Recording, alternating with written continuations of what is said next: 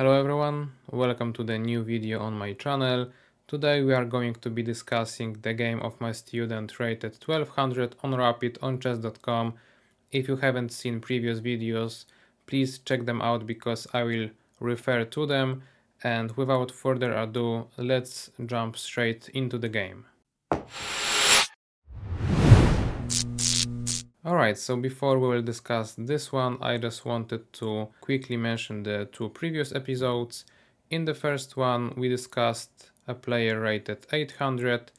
I've said that at this level, you lack the knowledge how to navigate middle game, and not only that, sometimes you know at most one opening and that's that, without even the ideas. Then at the 1000 rating, I've suggested that perhaps you know a little bit more about the specific opening, or maybe even openings if you like studying those, but still you may be lacking the understanding of chess in general, therefore you don't know how to find ideas on your own. In this episode we will see the players trying to find their ideas, but with no great results, to be honest. So that's what I believe happens at the 1200 rating, so you just don't have enough experience to know what's good or bad yet, but it's okay, we are at the very beginning of the journey, so let's begin it. Alright, so let's start the game. E4, e5, we will witness the classical Italian game with bishop c4 and bishop c5 reply. As of now, my student went for c4, obviously going for the open Italian with the d4 move. In here, this is the very early case of the opponent trying to think on his own, trying to see what you are doing and trying to not allow you to do so. What I mean is, c3 obviously is usually meant to prepare d4 move, however the pawn is also looking towards the b4 square, and perhaps the opponent thought that at this point b4 is coming, therefore he played a5. Trying to stop that. Okay, as I've said, at this level you start to create the ideas, you start to think about chess not only in terms of sacrifices, blunders and checkmates, but also some more thought to it. However, this thought is not so great. You know, in this specific opening, white tries to fight for the very center of the board, not play b4. Obviously b4 is still a good option, but just not the goal. And because of that, white took over the advantage in the center. At this point, black already does not have a pleasant position because white claimed the center, the space advantage, the development advantage with king being safe and so on. Black struggles a little bit, mostly because he just lost the center completely. D5 move will not work because of the double attack. Placing the knight on f6 seems kind of risky because maybe e5 might be played. I'm not saying it's the best move and how should white react. However, when you are playing with black pieces, this is what's scary to you. I believe that the most normal move in here was d6, trying to open up the c8 bishop and also fight for the e5 square, so for the center a little bit.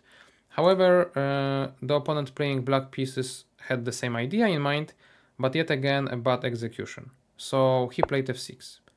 Why this move is bad in general we discussed in the first chapter, first episode of the playlist, because then f6 caused many problems for the opponent, mainly due to the fact that the diagonals to the king are open and the king will be weak in no time. Also, the knight is blocked now, so it's really not ideal move because your king will not be castled, your knight still has no good square to jump to, etc. What it does accomplish though is the control over the e5 square. Why does it matter? Well, if you were a more experienced player as white, perhaps you would just continue development as you should do. So let's say knight c3 move, then rook e1 move, maybe some prophylactic h3 if the d6 move was played in the end. And then within the next 2 or 3 moves, we as white still have plenty of things to do. we can develop the other bishop, a queen, connect the rooks, etc., and just prepare the d5 or e5 pushes, while black will be out of moves very quickly. Like, for example, d6, h3, knight g7, rook e1, bishop d7, let's say even a3. We don't have to develop anything. I just want to present you the position that we have all the things to do in the world and black pieces has nowhere to go basically. This knight is kind of trapped. g6 is the only square, it's not so great. This bishop also cannot go anywhere. This knight also, etc, etc. So the idea is that the more advanced and the more experienced you get, you see that at this point after the move f6, you don't have to rush anything as white pieces. You just can continue calmly developing and winning the game itself, let's say. However, my student, as usually at this level, went for the straightforward attack. Why? Well, because he already see that, okay, this is a mistake, so green light for the attack, right? So let's push d5 and e5. Why not? Well, the answer is that we should not push so early, because, for example, if the opponent take on e5 and we retake, after a move like d6, we not only lost a tempo on d5 and e5, but also we will lose a tempo for taking a pawn and then jumping back. And all of a sudden, if we think about it, this bishop is no longer great because it's blocked. Therefore, castle is allowed for the opponent.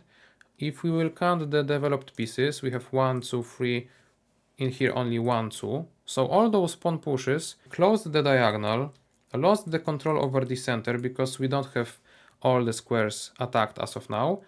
So white play it. So the idea is that whenever you try to push so much, so early, so forward, in the center especially, you need to be very, very, very sure that you will get something in return. And as early in the game, we are not so sure about it. So instead of rushing with it, as I've said, in this very moment, you should still try to continue the development, and only then, if you are really ready with all the pieces developed, then you can try to go for it, okay?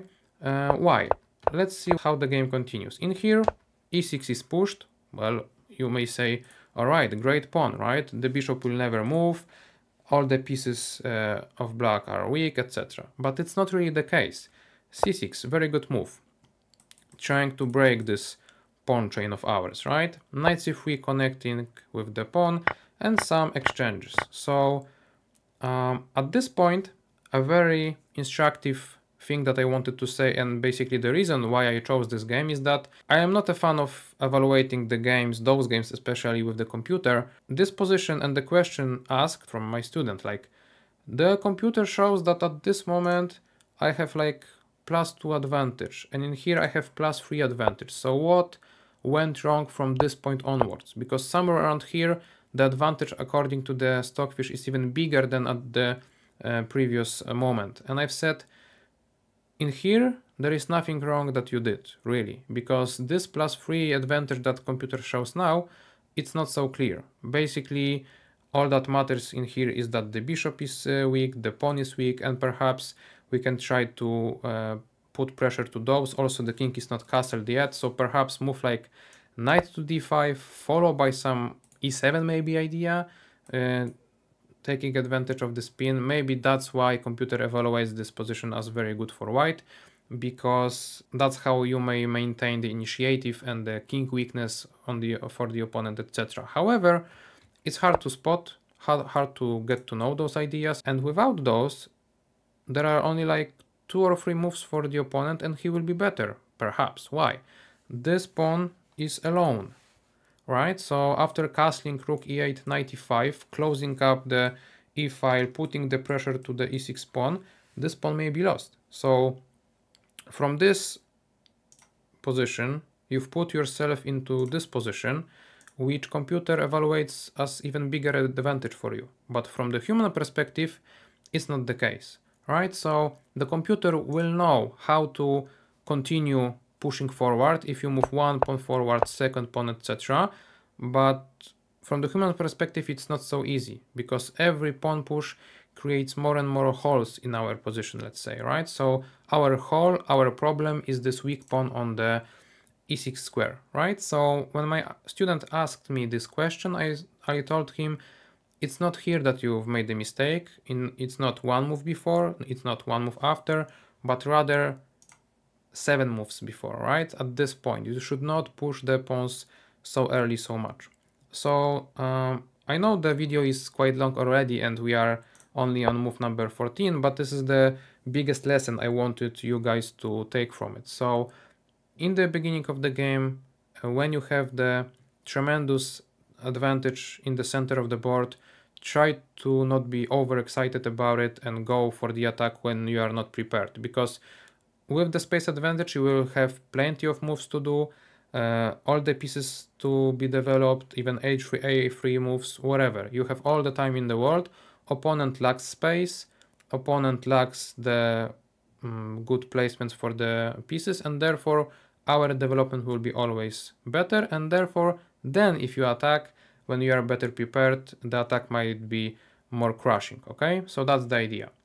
Anyway, how the game continued? Well, as I've said, opponent castled, opponent went away from the pin, obviously, then he closed the e-file, and in no time this pawn became a weakness, right? When you are not able to push the initiative as well as the computer does, instead of having a good pawn, aggressive pawn, trying to get some space in the attack, you just lose that pawn. So that's the case. Anyway, enough of that, let's just see the game, how it continued.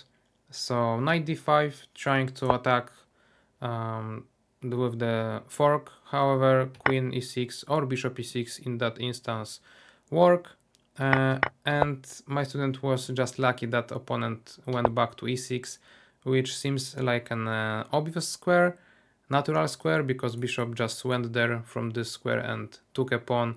He's going back after having done a good job. However, rook d6 with yet another double attack, this time working. So yeah, we will have one more bishop and not many problems in general. However, the game continues. The time trouble started to kick in, and after a few more moves the exchanges were there, pawn was protected, a4 is coming all the time, however the opponent didn't play it yet, but after a few more moves he finally did, and at this point we may be a little bit scared because we cannot take the pawn. Pushing the pawn will always cause some trouble because this is the passed pawn, with the a1 being the promotion square that the bishop protects. So as white in the time trouble, I might be scared a little bit. However, my student weren't scared, so he just took the pawn on f6 and right now went back trying to somehow jump around the pawn and perhaps control the promotion square, which is not compatible with the dark squared bishop.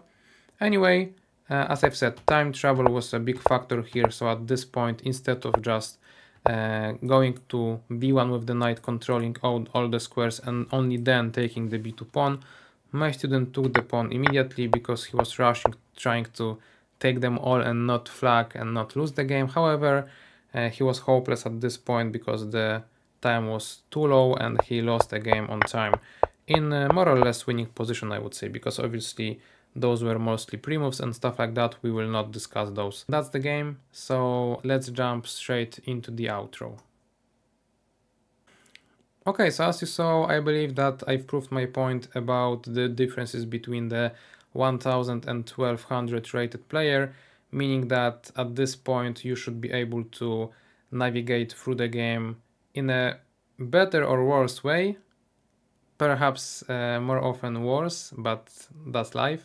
You will progress with each step. At this point I would say that you should try to play as many games as possible and also start looking at some better player games, because then perhaps at the move number on the move number 4 you would not play a5, right? Because you would know that c3 is played not to play b4 but d4.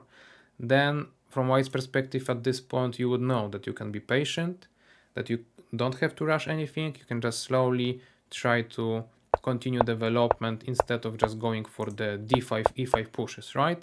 And then when you try to analyze it on your own, perhaps it may be harder for you to decide whether or not the computer is right. So if you struggle with that and you would like to progress in the fastest possible way, I would suggest getting a coach or try to follow some content creators that are trying to go deeper with the explanations, so that you know when you do a human mistake or a computer mistake, because as we've discussed, from this moment to this moment your advantage was clear for the computer, but from the human perspective it's not so great. Anyway, I hope that the lesson is learned from the game, so let's just cut it here. I would like to thank you all for watching till the end. Stay tuned for the next video coming shortly in no time, and leave a like, comment, all the good stuff, and see you soon. Thank you.